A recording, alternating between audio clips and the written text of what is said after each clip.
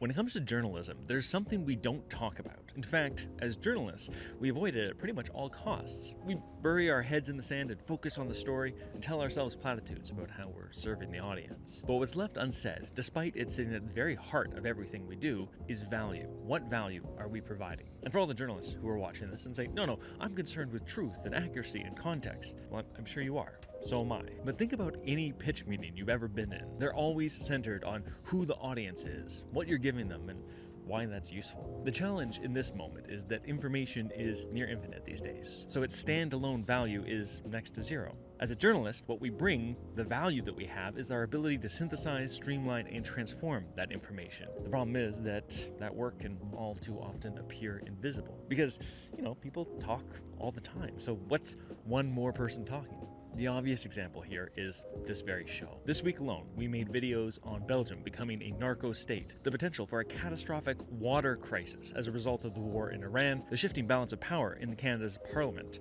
and how the world is getting too hot to live in. We've been researching, writing, performing, and editing a video every single weekday for just about 2 months, all for free, all for love of the game.